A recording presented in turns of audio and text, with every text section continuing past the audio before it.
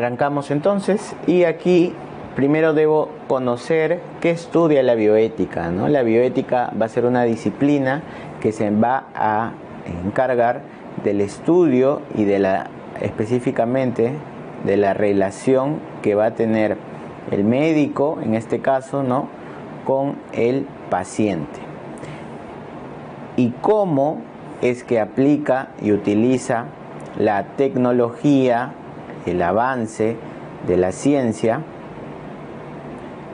en beneficio o a favor de un tercero, ¿no?, que en este caso viene a ser el paciente. Nuestra relación con la bioética es durante todo el ejercicio del acto médico.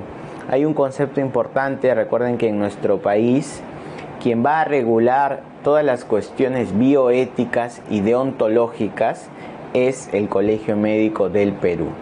Entonces, cuando nosotros tenemos una transgresión ética, quien nos va a sancionar es el Colegio Médico del Perú, aplicando ¿qué? Aplicando el Código de Ética y Deontología. Bien, entonces vamos a tener un Código de Ética y Deontología. ¿Dónde está ese código? Ese código lo pueden encontrar en internet. Se los vamos a proporcionar también para que lo revisen. Y es importante que entiendan que en este código nos van a detallar todos los principios deontológicos del ejercicio de la medicina.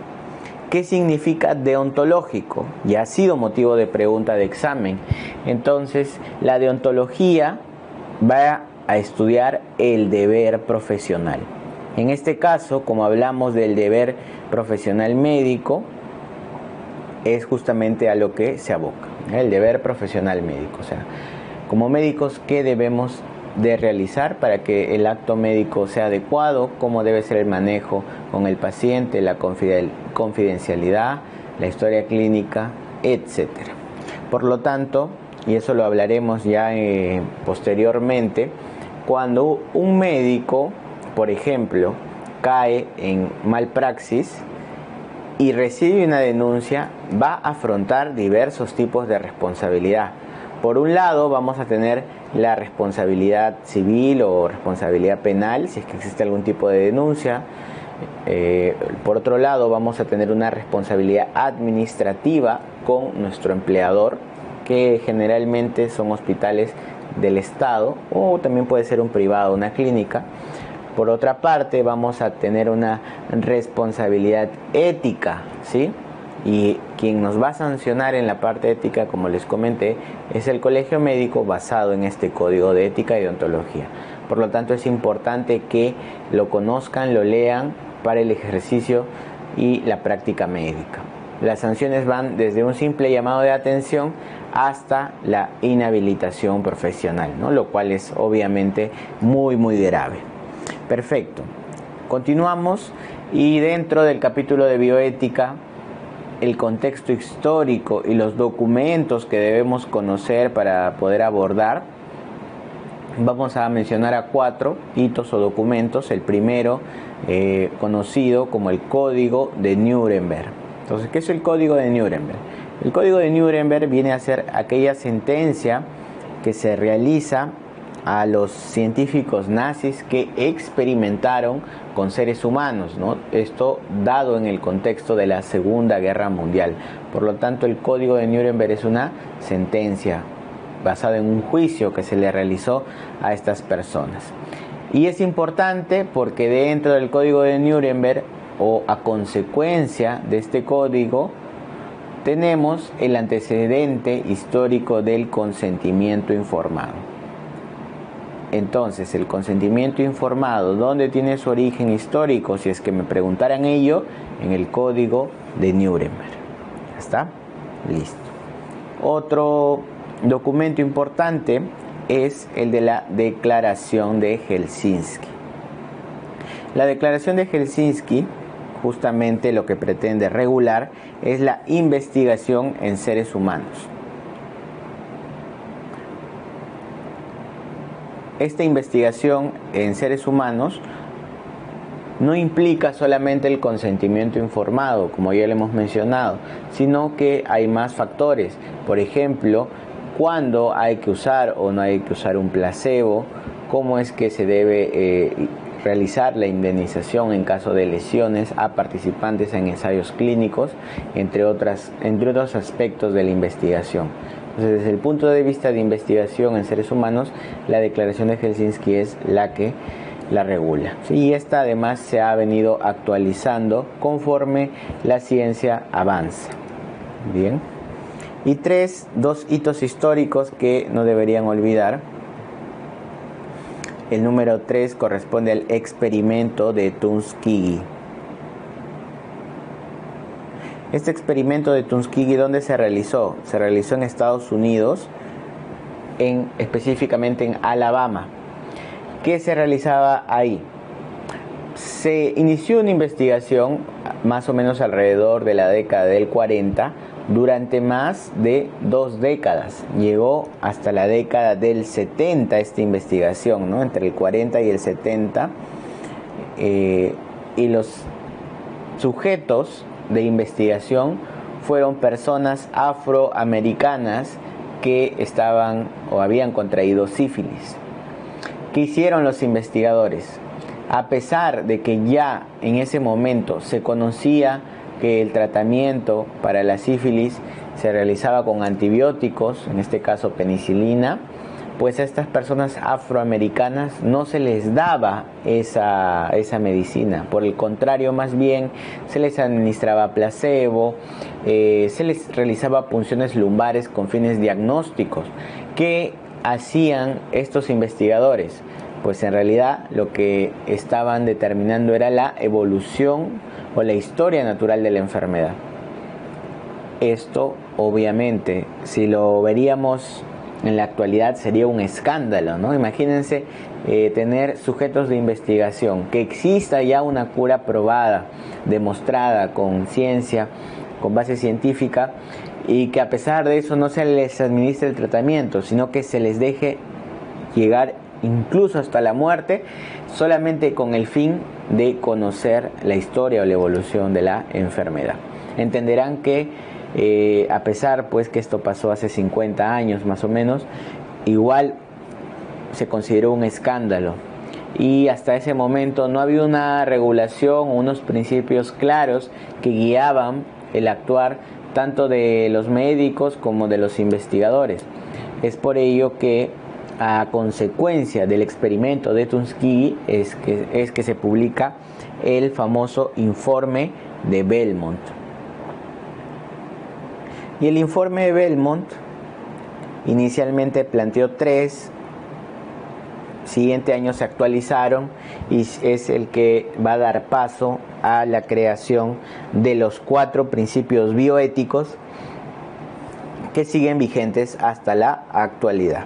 Entonces, justamente fue gracias a ese escándalo por la investigación o experimento de Tuskegee. ¿Cuáles son los 4 principios bioéticos en la actualidad que deben guiar toda relación médico-paciente y todo acto médico? Ya aquí están, ¿no? Estoy seguro que los conocen. Beneficencia, no maleficencia, autonomía y justicia. Cada uno de estos principios le va a pertenecer a alguien dentro de la relación sanitaria, de la relación médico-paciente, y deben ser aplicados de alguna forma. Y además, en ciertas ocasiones puede haber conflictos entre principios. O sea, un principio va a tener conflicto con el otro, y vamos a tener que sopesar, y hay alguno que va a ponderar sobre el otro, va a valer más. ¿Bien? Ya está. Entonces arrancamos con el principio de autonomía. El principio de autonomía, ¿a quién le pertenece? Le pertenece al paciente. Ya arrancamos desde ahí. Por lo tanto, ¿quién lo debe ejercer siempre? El paciente. Existen ocasiones en que el paciente, por su estado de inconsciencia, por ejemplo, o por ser menor de edad, no va a poder ejercer este principio de autonomía. En ese caso, el que va a ejercer el principio va a ser el familiar responsable. Y en aquellas situaciones en las cuales el familiar responsable no esté o no puede ejercer el principio de autonomía, la autonomía del paciente va a pasar al ejercicio del Ministerio Público. ¿Ok? El Ministerio Público, en este caso representado por el fiscal.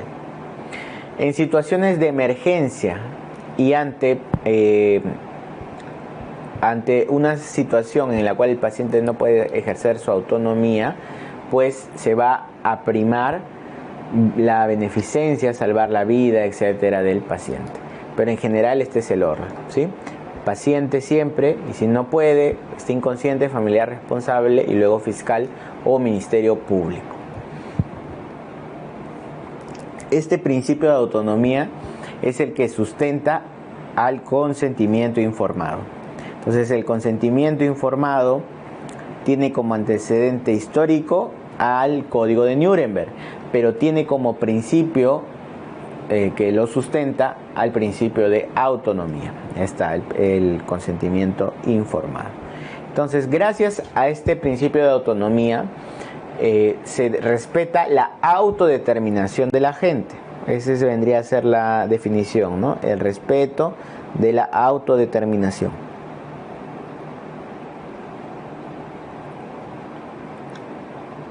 Bien. Y además también este principio de autonomía está relacionado con el respeto a la confidencialidad, de alguna forma. Como no divulgar fotos del paciente sin su autorización, no hacerlo participar en ensayos clínicos sin su autorización, no tomar fotos, capturas de las historias clínicas sin su autorización. Eso que ahora es posible gracias a los sistemas electrónicos, la historia clínica electrónica, y los celulares obviamente, donde tengo un paciente, está hospitalizado y por ahí alguna llamada hace que la historia se filtre, ¿no? Se va filtrando rápidamente y eso está mal porque esa historia le pertenece solamente al paciente y si es que él no ha autorizado su difusión, pues no se debería hacer, ¿no?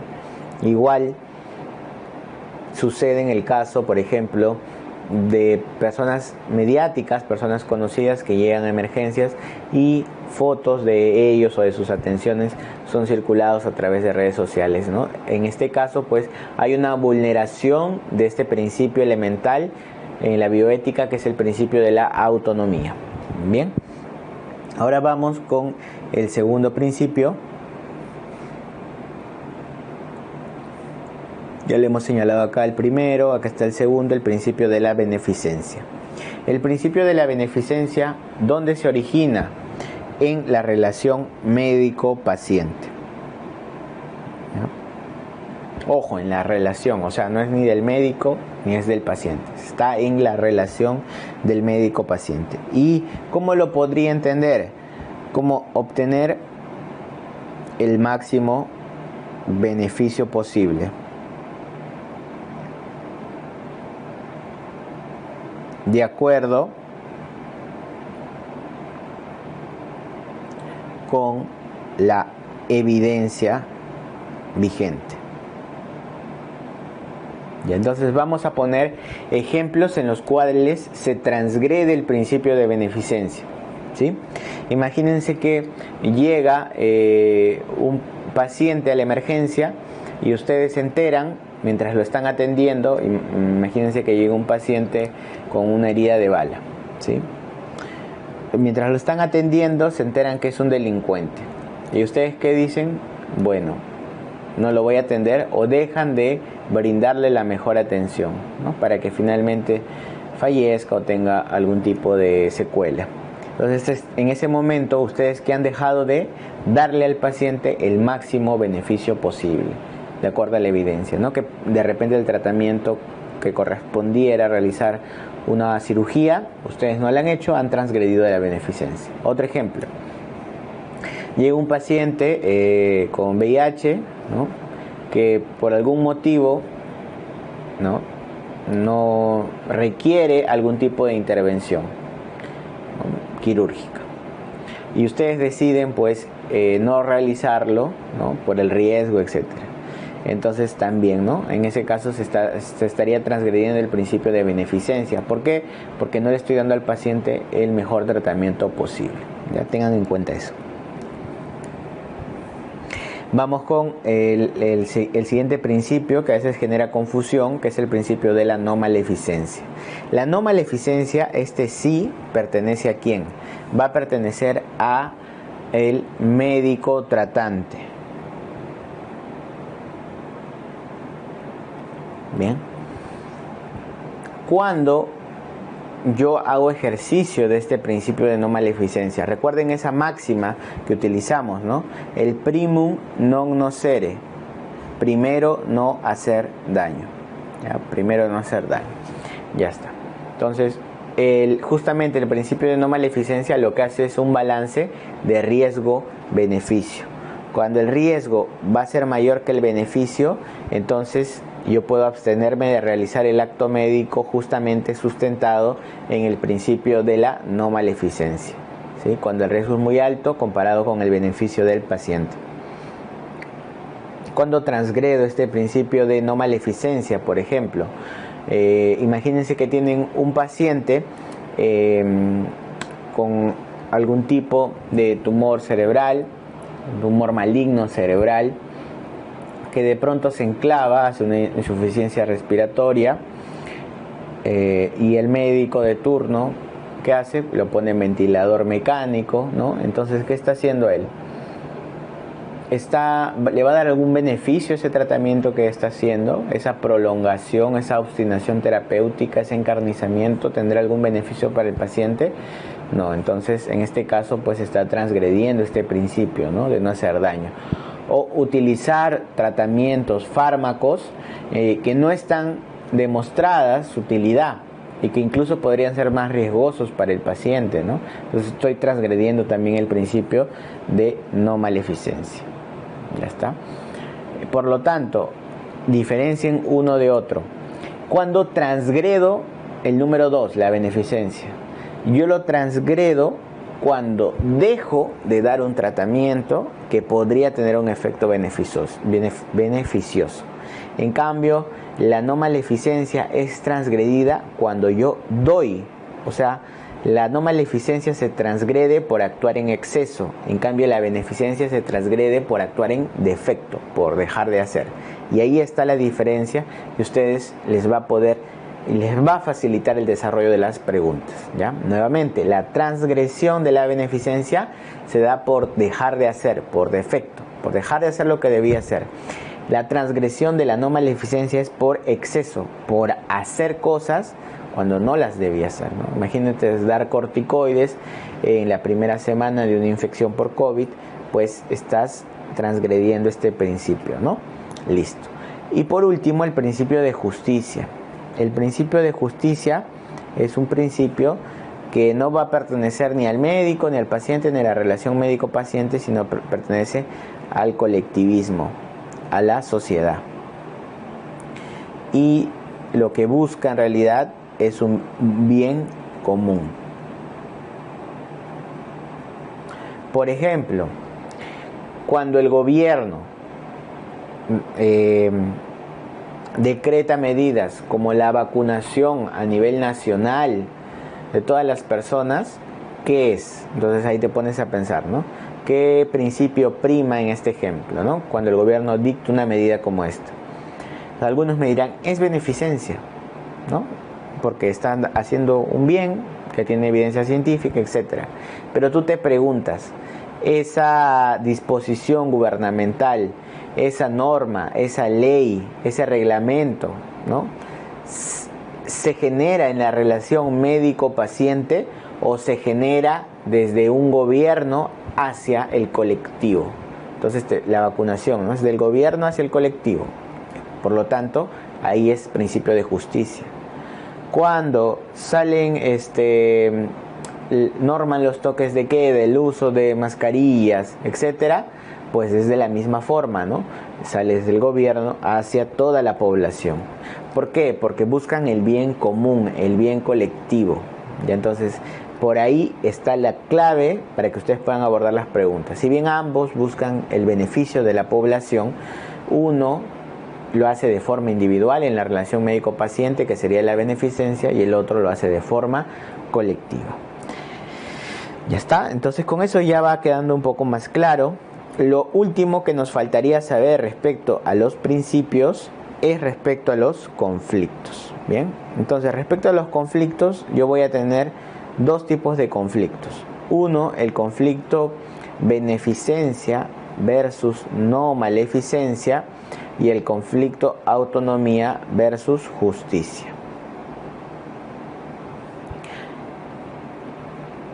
Ya, ¿cuál sería un ejemplo de autonomía versus justicia? Imaginemos, ¿no? En el país hemos visto que la vacunación no es obligatoria, ¿ok?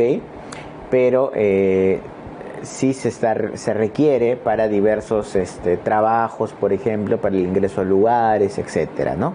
Entonces la vacunación se sustenta en el principio de justicia, pero la autonomía del paciente es de decidir si es que se la coloca o no. Entonces, cuando estamos en ese conflicto de interés, y si es que nos preguntaran en el conflicto autonomía-justicia, ¿cuál es el principio que va a primar? Generalmente el que prima es el principio de justicia. ¿Por qué? Porque apuntamos a lo colectivo antes que a lo individual. Tengan eso presente, ¿ya? Entonces, cuando hay ese conflicto, se inclinan por justicia. El otro conflicto es beneficencia versus no maleficencia. O sea, vas a dar un tratamiento que podría ser lesivo, pero si no lo das también podrías dejar de beneficiarlo. Entonces estás en ese conflicto, ¿no? De arriesgar mucho o de hacer lo correcto. Entonces, en el principio beneficencia, no maleficencia, la decisión correcta es actuar sobre la no maleficencia, de no hacer daño al paciente. ¿Ya? Entonces, ten en cuenta ante esos dos conflictos quién prevalece sobre el otro. El de no maleficencia prevalece el de justicia. Ya está. Entonces ya vimos la mitad de bioética, nos falta la otra mitad de bioética. Aquí vamos a ver los conceptos de enfermo terminal y relación sanitaria. ¿Qué es un enfermo terminal? Un enfermo terminal va a ser aquel paciente que tiene una enfermedad y que su pronóstico de vida no es mayor, dependiendo, ¿no?, de quién dé la definición, no es mayor a 6 o 12 meses. ¿Ya? Entonces, un pronóstico de vida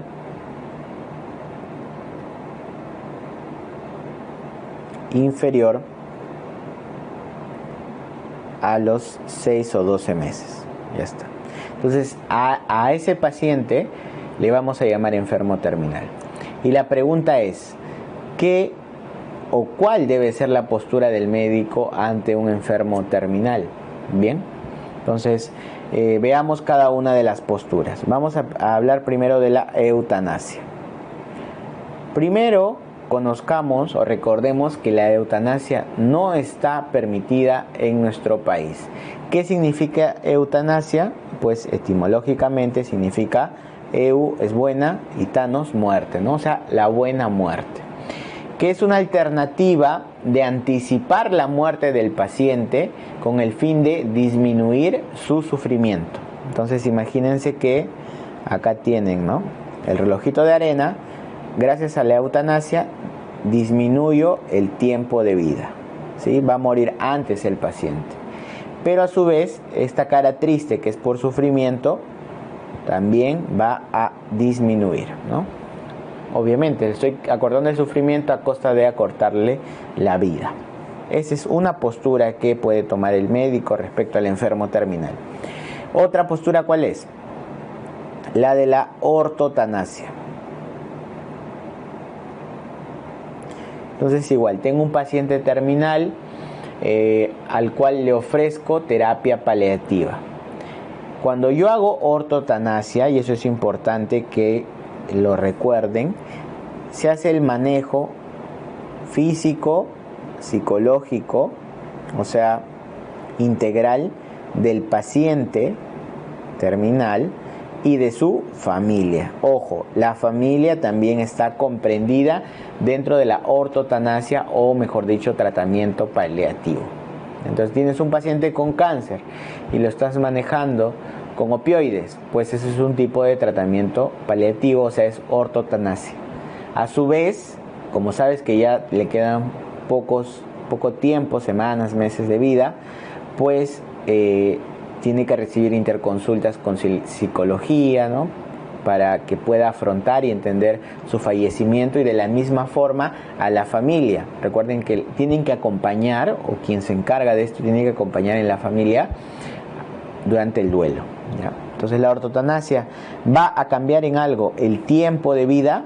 No, el tiempo sigue igual. El paciente va a fallecer de acuerdo a la evolución de la enfermedad, pero lo que sí busca es que el sufrimiento disminuya, ¿sí? Y para eso se da la terapia paliativa. Listo. Por último, la tercera postura que puede tomar el médico ante un enfermo terminal, y es la que a veces tomamos, ¿no?, sin saber, es la distanasia. La distanasia, también llamada ortotanasia o encarnizamiento terapéutico, vamos a ponerlo acá. Perdón, ortotanasia no. Encarnizamiento u obstinación terapéutica.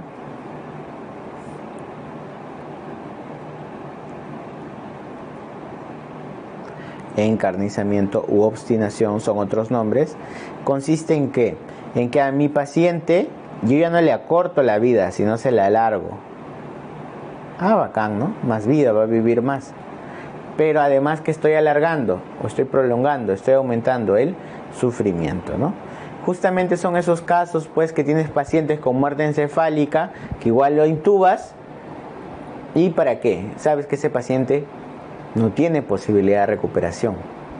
Entonces, estás haciendo encarnizamiento terapéutico u obstinación terapéutica, ¿no? A veces también en el hospital se ve, no, yo he visto pacientes que fallecen, pacientes con cáncer metastásico, etcétera, fallecen, y en vez de proseguir con el trámite y el llenado del acta de defunción, no, reportan paro, y el paciente con esta patología, ya en un enfermo terminal, pues se le hace RCP, ¿no?, durante muchos minutos, intenta incluso sacarlo del paro. Entonces, no son prácticas correctas, ¿no? Eso se llama encarnizamiento, obstinación. No va a mejorar ese paciente, no tiene posibilidad de mejora ni de calidad de vida, ni de resolver su problema de fondo, ¿ya? Son las tres posturas que no las deben olvidar, pregunta de exámenes, en muchas oportunidades. Bien, listo. Respecto a la relación sanitaria, es un repaso de lo que ya hemos visto hace un momento. En esta relación sanitaria, en este triángulo, vamos a encontrar por un lado al médico, por otro lado al paciente, ¿ya?, y por otro lado vamos a encontrar a la sociedad. Entonces,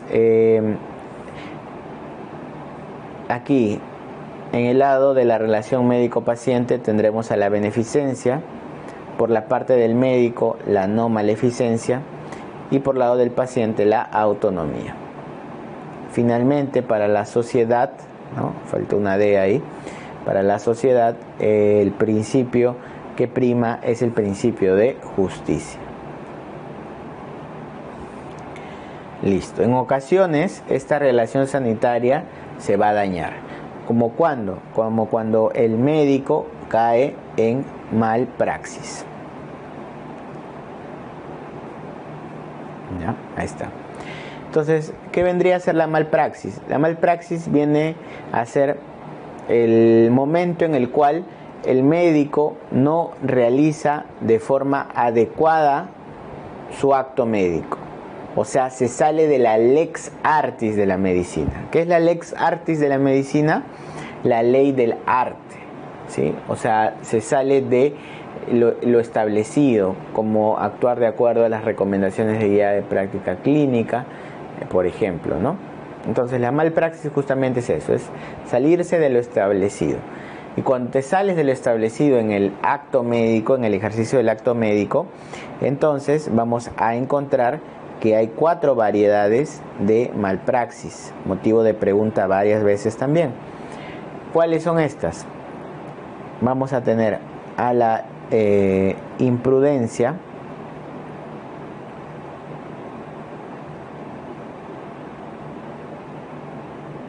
a la negligencia, a la impericia y a la inobservancia. ¿Ya? Es importante diferenciarlo, ¿no? Porque muchas veces en los medios de comunicación todo le ven negligencia, negligencia, negligencia, negligencia. Y no siempre es negligencia, ¿no? Puede ser imprudencia, puede ser impericia, etc. Entonces veamos. Tanto en la imprudencia como en la negligencia partimos de un a priori. ¿Cuál es el a priori? Que el médico que realiza ese procedimiento o ese acto médico tiene el conocimiento adecuado. ¿Ya? Pues imagínate un cirujano que opera un plastrón. El cirujano por definición sabe operar, supuestamente sí, no ha hecho su residencia 3 años y sabe operar. Pero ¿por qué operó plastrón? No sé, tendrá algún motivo. La cosa es que finalmente terminó operándolo y eso arriesgó al paciente y pudo tener alguna consecuencia o tal vez la tuvo. Bien, entonces tiene el conocimiento y arriesga, hace algo de más, entonces es imprudente. Pónganle el signo más, con eso se van a acordar. El imprudente hace actos en exceso. En cambio el negligente hace o deja de hacer actos. ¿Sí? El negligente sabe que tiene que hacer algo y lo deja de hacer. Por ejemplo, estás en consulta, te llega un paciente y por infección urinaria, tú le pides sus exámenes de laboratorio, su urocultivo, etcétera, su examen de orina y le recetas, ves tu antibiograma y le recetas un antibiótico sin preguntarle si tenía algún tipo de alergia. Ya, no le has preguntado. Entonces, ¿qué has hecho? Has dejado de hacer. ¿Tú sabías que tenías que preguntar? Pues eso es obvio, ¿no? Eso sabemos todos, pero no le preguntaste. Por lo tanto, dejaste de hacer y ese acto pone en riesgo al paciente, ¿no? Incluso lo puede lesionar. Ya. Entonces ya te puse 2 ejemplos. Operas sin tener que operar o dejas de hacer algo, ¿ya? Impericia, en cambio, el a priori es que el personal que lo hace, el profesional, el médico, no tiene el conocimiento. Entonces hay una pregunta, ¿no? De un oftalmólogo que operó un apéndice, ¿no? Entonces, ¿cuál era la razón, la justificación para que haga esto, incluso en la capital, ¿no? ¿Tenía algún sentido? No. Entonces, el daño que se va a producir producto del acto médico y de un médico que no tiene la expertise, no tiene el conocimiento, entonces es impericia, sin pericia. Y por último, la inobservancia es inobservancia de las normas y reglas en no cumplir los reglamentos, leyes, normas de la institución. Por ejemplo, no llegas a la guardia, pero no firmas, ¿no? Pero estás, entonces la gente piensa que no estás.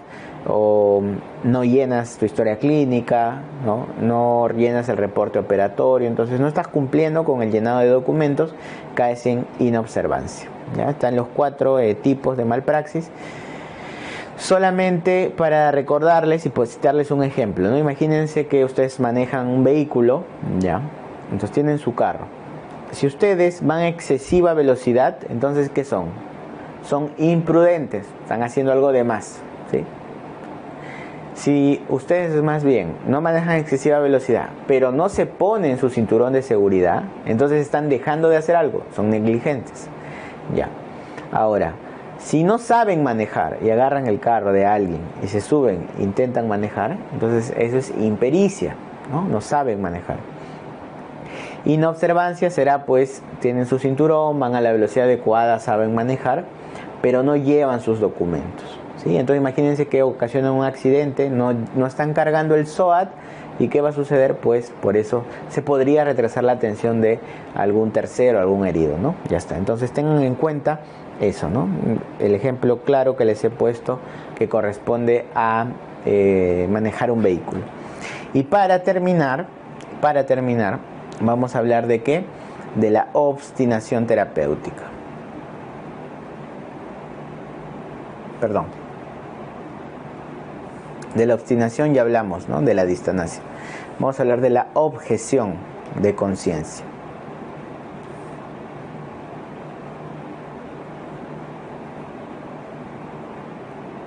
La objeción de conciencia, ¿qué es? Es la prerrogativa que va a tener un profesional para dejar de realizar el acto médico. O sea, la objeción de conciencia, ¿qué hace? Interrumpe el principio de beneficencia. ¿Pero por qué interrumpes la beneficencia? Porque existe una razón moral, ¿sí? Moral, que puede ser, por ejemplo, la religión, que te impida realizar el acto médico. Pero no significa que al paciente lo vas a abandonar, sino que lo refieres o dejas que otro profesional lo maneje sin que eso dañe la integridad del paciente finalmente. Por ejemplo, citamos a ver algunos ejemplos. Imaginémonos a aquellas personas que profesan algún tipo de religión en la cual no trabajan los días sábados, ¿ya? Y esta persona es médico. Entonces, si esa persona está en un establecimiento de salud, donde hay muchos médicos, sustentando adecuadamente, le informará a su jefe: debido a la religión que profeso, yo no trabajo los días sábados, así que sírvase no programarme. ¿Bien? Ya, entonces, él está haciendo ejercicio de su objeción de conciencia, ¿no? Es todo un tema, ojo, pero les estoy citando esto. Pero en parte puede ser válido, ¿no? Porque hay libertad de credo en el país. Listo. Ahora, ¿qué sucede? Este mismo médico que está en una zona rural y es el único médico de la comunidad, ya ese día no está trabajando, pero de pronto ocurre una emergencia. ¿Qué va a decir? Ah, no es sábado, yo no trabajo. No. Primero, en este caso, va a estar la beneficencia del paciente sobre la objeción de conciencia del médico. Entonces, eso sí tiene que quedar claro. La beneficencia está sobre la objeción de conciencia. Simplemente que hay casos puntuales en los que se puede interrumpir para que otro profesional lo realice. En el Perú, la interrupción de un ejemplo más, y con esto terminamos lo que corresponde a bioética. En el Perú, la interrupción de la gestación está permitida bajo indicación terapéutica. Esta indicación terapéutica está detallada, son 10 causas detalladas en un documento técnico. Para que ocurra esta interrupción de la gestación, debe haber una junta médica, donde hay 3 ginecobstetras por lo menos.